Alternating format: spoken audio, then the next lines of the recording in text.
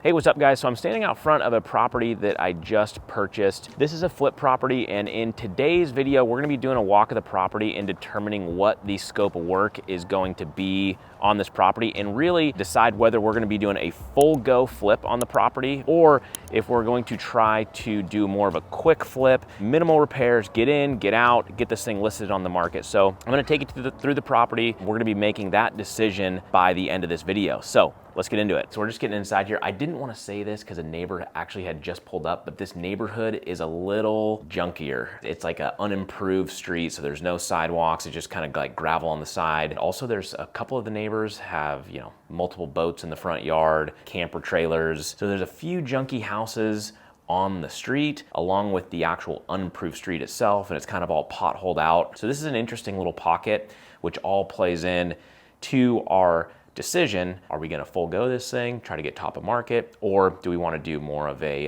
kind of quick and easy flip? So that's just something to notate, and we'll talk more about it later in the video. So this is a pretty small home. This is a 3-bed, 1-bath. It's roughly 1,000 square feet. So the overall square footage is obviously small. Even if we are doing a full go, it's not a crazy number, but still, if we can get in and out of here quickly, that is also a good thing. So, I mean, this is the living room. There's not much here. Whether we do a full go or just like a quick rent-ready flip, we're kind of doing the same thing in here. We're doing new floors, even the carpet.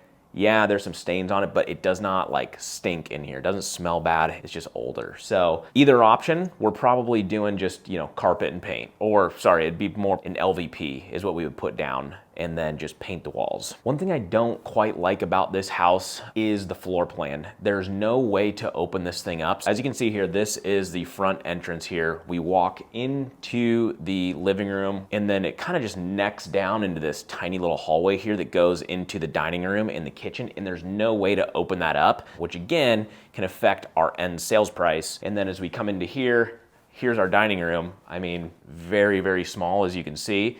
And then the kitchen is tiny. Over here to my left, then goes into the hallway where the 3 bedrooms and bathroom is. Like, how goofy is this? So we have the sink, which is directly next to this sliding glass door right here, which is super awkward.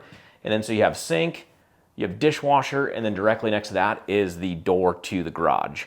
So there's really no way to expand this. Yes, you could potentially move the garage door down the wall this way, but you'd have to move some electrical out of the way. It'd be a little bit of a process in order to move that door to the other side. So it really limits the functionality of our kitchen. If we look to the opposite side, we have our fridge, tiny little countertop, and then we have our range that's also directly next to the sliding glass door. So it's just, in no way is this ever gonna feel like a high-end kitchen or a great entertaining space. There's just not a way to accomplish that. So another thing that's a little bit funky about this house, so let me take you back here into the bedrooms real quick. So we have 3 bedrooms back here.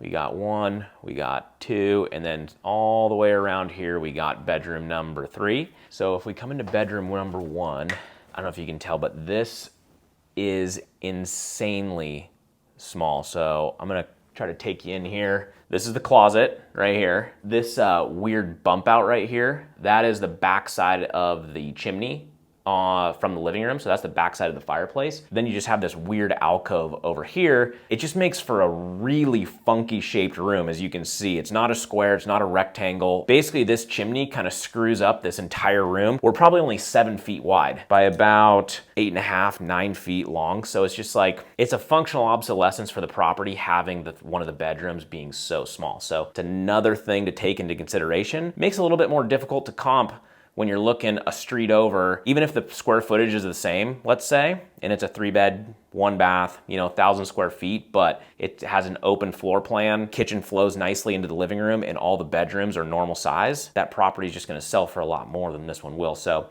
we're trying to calculate exactly what these functional obsolescence are gonna do to our end sales price. One thing I just noticed in this house that's super funky, as I'm trying to turn on lights in each bedroom, is there's no overhead lighting in any of these bedrooms. There are light switches you can see right there behind the door there, but there's no overhead lighting. So I don't know if those light switches are connected into an outlet where, you're supposed to run this house off lamps or what, but that's super funky. So something we'll want to add either way is some overhead lighting in each room, because that's odd. So let's take a look at the bathroom here real quick. So as you can see, it's original vanity. It is not in the worst shape. Like, if I was to rent this property out, if I was to turn this into a rental, I wouldn't need to do anything to the vanity. And same thing with the tub shower here. It's not the nicest, but if we were gonna be renting this place out, we could absolutely clean everything up, give it a good scrub, remove this goofy mirror up there. I'm wondering what the purpose of having this mirror in your shower is.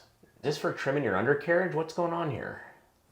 I don't know. So all in all, the bathroom's in good shape. And the reason I'm bringing up, hey, this is rent ready, that's my way of saying nothing really needs to be done to it. Even though it's dated, you could still sell this thing just as a dated house. So in addition to that, one other thing to note about the kitchen, I know I just kind of basically tore it apart with how, not functional the layout is, and it's tiny, it's slammed.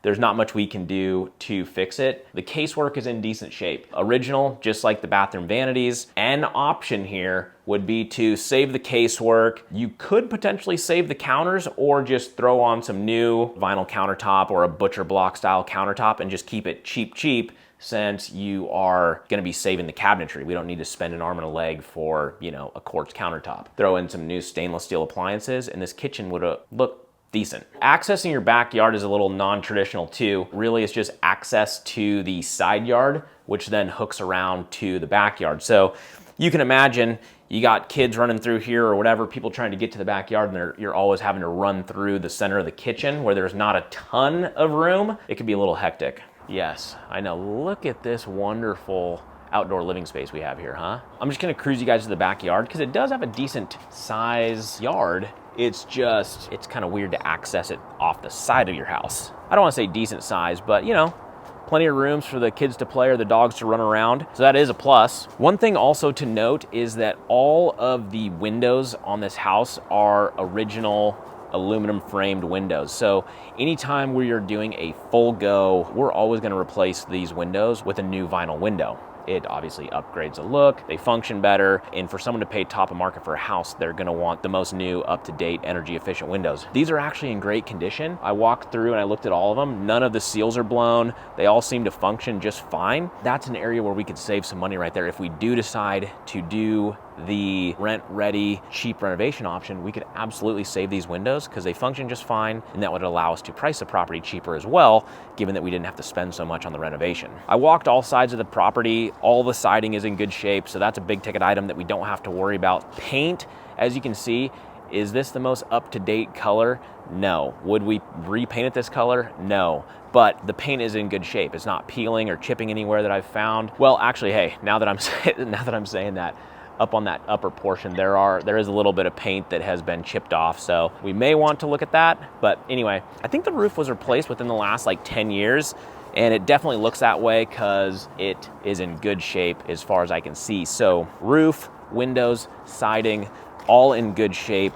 And they can all be salvaged. So that's a big bonus on this property. So we bought this deal for $330,000. As far as I can tell, there are two paths here to profits. There's, like we mentioned, there's the full go, where we come in and we touch every surface and we do a full renovation on this deal. If we do that, I think that we can sell this place for around $450,000. But in order to get it there, we'd have to get rid of some of the functional obsolescence in the property, like we'd have to move this door, potentially down to here, move some of the mechanicals around. That way we could actually extend the kitchen out this way.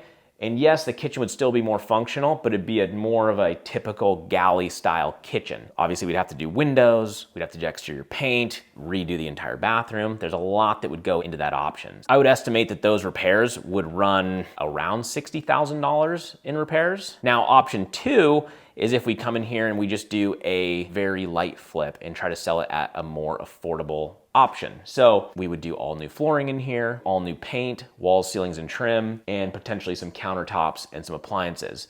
We're gonna leave the windows, we're leaving the roof, we're most likely leaving exterior paint, we're not touching the bathroom, basically move-in ready or rent ready. Even though we're not renting it, we're selling it, but someone has to be able to move their furniture in here and not feel like they're living in some, stinky old 20-year-old carpet, right? And we're gonna try to keep that budget to around, call it $15,000 instead of doing a full go and spending like 60 grand, right? So if we can keep this budget to $15,000, we'd be into it for $345,000. and I think we could exit this thing for around $400,000. So based off those numbers, it sounds like I could make a little bit more doing the full go. Not much, but here are the other things that I'm factoring into my decision-making process. Remember when I talked about this neighborhood has some junky neighbors. It also has a street that's not the greatest and all the different functional obsolescence. Yes, I think it could sell for $450,000. I think there's a really good chance of doing that, but there's always a chance that somebody or the buyers are turned off by the, kind of junky neighbors. In addition to that, it's gonna take way longer to get the job done for a very marginal increase in profits. It might take us an extra couple months to go through that whole process for an extra, 5 or 10 grand. Versus if we come in here and we can do minimal work to the property, we could have this thing listed and on the market in the next couple weeks. And I'm very, very confident at that point that we could sell it at $400,000, or we would list this deal at $399,000. And there's not a single listing within 15, 20 blocks of here that has a 3 in front of it. So I'd rather be able to be the cheapest house on the market if the margin is there and it's not going to affect our profit margin much. And at the end of the day, we're going to have to do less work in order to do it. It's also less risky. So I think there's a handful of benefits here to go with the lesser option and just do minimal repairs, get this thing sold to a nice family for an affordable price. I actually think that this is a major area that flippers miss often, is understanding which way to underwrite the deal.